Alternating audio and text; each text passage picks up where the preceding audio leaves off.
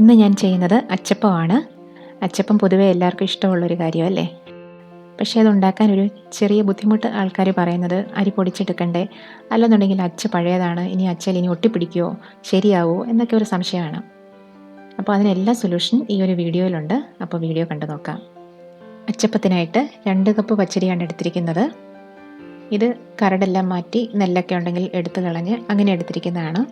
ഇനി ഇത് ഒരു 3-4 തവണ നന്നായിട്ട് വാഷ് ചെയ്ത് കുതിരാനായിട്ട് വെക്കാം. ഈ അരി നമുക്ക് അരച്ചെടുക്കാനുള്ളതാണ്. അപ്പം അരിയുടെ ക്വാളിറ്റി അനുസരിച്ച് 2 തൊട്ട് 3 മണിക്കൂർ വരെ കുതിരാൻ സമയമെടുക്കും. ചിലത് 3 മണിക്കൂർ ഇരിക്കുമ്പോഴേ നന്നായിട്ട് കുതിർന്ന് കിട്ടുകയുള്ളൂ. ഇതാണ് എൻ്റെ കയ്യിലുള്ള അച്ചപ്പത്തിനുള്ള അച്ച്. അപ്പോൾ ഇത് തലേദിവസം എണ്ണയൊന്നും തേച്ച് വെച്ചിട്ടില്ല. അപ്പോൾ ഇത് മയക്കിയെടുക്കാൻ ഒരു എളുപ്പപ്പണിയുണ്ട്. അപ്പോൾ അതിനായിട്ട് ഞാനൊരു പാത്രം എടുത്തിട്ട് ഇതിൽ നിറച്ച് എണ്ണ ഒഴിച്ച് വയ്ക്കും. വെളിച്ചെണ്ണയാണ് ഒഴിക്കുന്നത്. വെളിച്ചെണ്ണയിലാണ് ഞാൻ അച്ചപ്പം ഉണ്ടാക്കുന്നത്. അപ്പോൾ അതുകൊണ്ട് വെളിച്ചെണ്ണ തന്നെ ഒഴിച്ച് വയ്ക്കാം. ഇത് നമുക്ക് വറക്കാനെടുക്കാം. പിന്നെ അപ്പോൾ ഇതിലേക്ക് അച്ചു മുക്കി വയ്ക്കുക. അച്ചു നന്നായിട്ട് മുങ്ങി നിൽക്കുന്ന പോലെ തന്നെ എണ്ണ ഒഴിച്ച് കൊടുക്കുക. നമുക്കിത് പിന്നെയാണെങ്കിൽ ഈ എണ്ണ ഉപയോഗിക്കാമല്ലോ. അപ്പോൾ നിറച്ചൊഴിച്ച് കൊടുക്കാം. അരി കുതിരാനിടുന്ന സമയത്ത് തന്നെയാണ് അച്ച് നമ്മൾ എണ്ണയ്ക്കകത്ത് മുക്കി വയ്ക്കുന്നത്. ഇനി ഇത് അച്ചപ്പം ഉണ്ടാക്കുന്ന സമയത്തെ എണ്ണയിൽ നിന്ന് എടുക്കുകയുള്ളൂ. അന്നേരത്തേന് ഇത് അച്ച് നന്നായിട്ട് മയങ്ങിയിട്ടുണ്ടാവും. പിന്നെ ഇതിൽ അങ്ങനെ കാര്യമായിട്ടൊന്നും പിടിക്കത്തില്ല. അപ്പോൾ അച്ചവിടെ ഇരിക്കട്ടെ. ഇപ്പോൾ ഒരു 2.5 മണിക്കൂറോളം കഴിഞ്ഞിട്ടുണ്ട്. അപ്പോൾ അരി നന്നായിട്ട് കുതിർന്നിട്ടുണ്ട്. ഇനി ഇതിലെ വെള്ളമെല്ലാം കളയാനായിട്ട് ഒരു അരിപ്പയിലിട്ട് വയ്ക്കാം. എന്നിട്ടാണ് നമ്മൾ അരച്ചെടുക്കുന്നത്. ഇനി മറ്റ് ചേരുവകൾ നോക്കാം. ഇത് 1 കപ്പ് തേങ്ങാപ്പാലാണ്. ഇത് അരമുറി തേങ്ങ പിഴിഞ്ഞെടുത്ത പാലാണിത്. 1 കപ്പുണ്ട്. പിന്നെ ഇത് 1 കപ്പ് പഞ്ചസാര. അരി അളന്ന അതേ കപ്പിൽ തന്നെ വേണം പഞ്ചസാരയും പാലും ഒക്കെ അളന്നെടുക്കാൻ. പിന്നെ ഇത് 2 ടേബിൾ സ്പൂൺ മൈദയാണ്. മൈദ ചേർത്ത് കഴിഞ്ഞാൽ ഇച്ചിരി സോഫ്റ്റായിട്ട് കിട്ടും. പിന്നെ ഇത് 2 ടീസ്പൂണ് എള്ളെടുത്തിട്ടുണ്ട്. പിന്നെ 1 മുട്ട. 1.5 കപ്പ് അരിക്ക് 1 മുട്ട എന്നുള്ള കണക്കാണെങ്കിൽ കറക്റ്റായിരിക്കും. പക്ഷേ ഞാൻ 2 കപ്പ് അരിക്കാണ് 1 മുട്ട എടുത്തിരിക്കുന്നത്. കൂടുതൽ മുട്ട ചേർത്താൽ മുട്ടയുടെ ഒരു സ്മെല്ല് വരും. അതുകൊണ്ടാണ് 1 മുട്ട എടുത്തിരിക്കുന്നത്. ഇനി അരി ഒന്ന് അരച്ചെടുക്കാം. അരി ഞാൻ 2 തവണയായിട്ടാണ് അരച്ചെടുക്കുന്നത്. ഇതിലേക്ക് ഞാൻ മുട്ട ചേർത്ത് കൊടുത്തിട്ടുണ്ട്. ഇനിയും പകുതി പഞ്ചസാര ചേർത്ത് കൊടുക്കാം.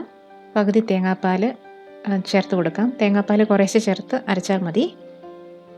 1 ടേബിൾ സ്പൂണോളം മൈദ ചേർത്ത് കൊടുക്കാം. 1 നുള്ള് ഉപ്പ് ചേർത്ത് കൊടുക്കാം.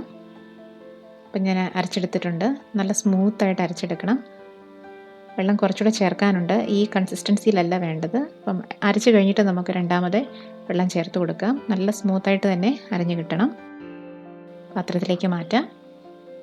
സെക്കൻഡ് ബാച്ച് അരയ്ക്കാനായിട്ട് പോവുകയാണ്. മുട്ടയുടെ ബാക്കി ചേർത്ത് കൊടുത്തു. ഇനി ഇതിലേക്ക് ബാക്കിയിരിക്കുന്ന പഞ്ചസാര, മൈദ, തേങ്ങാപ്പാൽ ഒക്കെ ചേർത്ത് കൊടുക്കാം. തേങ്ങാപ്പാൽ മുഴുവനായിട്ട് ചേർത്ത് കൊടുക്കണ്ട, കുറച്ചൊന്ന് മിച്ചം വെച്ചേക്കുക. വേണമെങ്കിൽ നമുക്ക് അവസാനം ചേർത്ത് കൊടുക്കാം. ഇനി 1 നുള്ള് ഉപ്പൂടെ ചേർത്ത് അരച്ചെടുക്കാം. അപ്പം ഞാനത് അരച്ചെടുത്തിട്ടുണ്ട്. അല്പം നല്ല കട്ടിക്കെണ്ണയാണ് ഇരിക്കുന്നത്. അപ്പോൾ കണ്ടോ, ഈ ഒരു പാകം നോക്കുമ്പോൾ അറിയാം. സ്പൂണേൽ ഇങ്ങനെ പറ്റി പിടിച്ചിരിക്കുന്ന പാകം കാണുമ്പോൾ അറിയാം.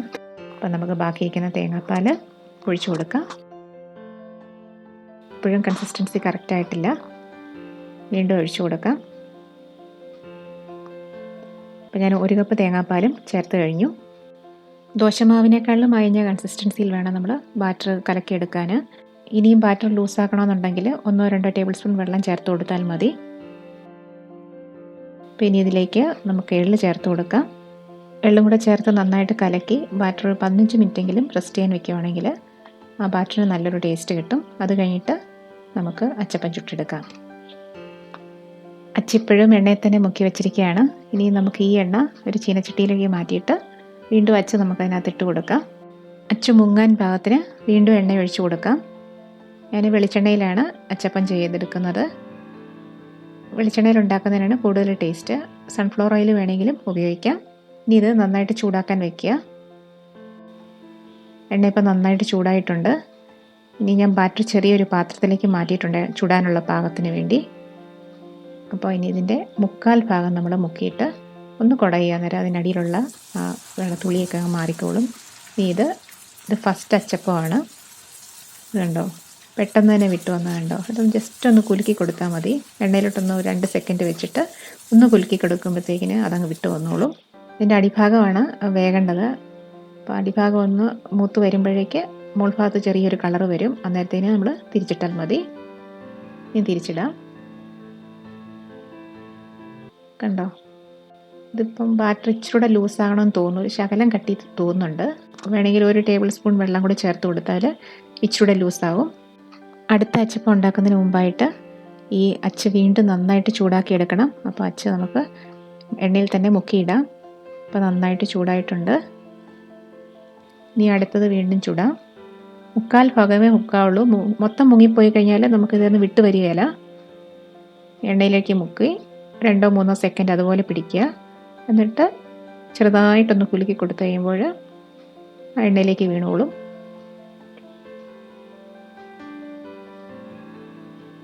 കണ്ടോ? ഇനി ഇത് പാകത്തിന് മൂത്ത് കഴിയുമ്പോൾ തിരിച്ചിട്ട് കൊടുക്കാം.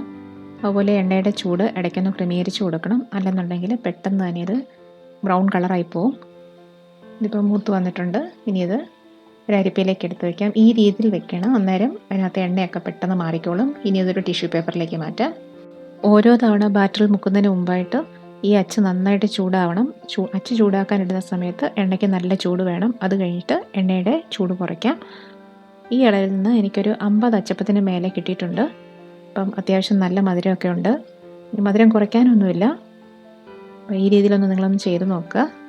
വീഡിയോ ഇഷ്ടപ്പെട്ടിട്ടുണ്ടെങ്കിൽ ഒന്ന് ലൈക്ക് ചെയ്യാനും ഷെയർ ചെയ്യാനും അതുപോലെ നിങ്ങളുടെ കമൻറ്റ്സ് അറിയിക്കാനും മറക്കരുത്. അതുപോലെ സബ്സ്ക്രൈബ് ചെയ്തിട്ടില്ലെങ്കിൽ ഒന്ന് സബ്സ്ക്രൈബ് ചെയ്യുക. Thank you.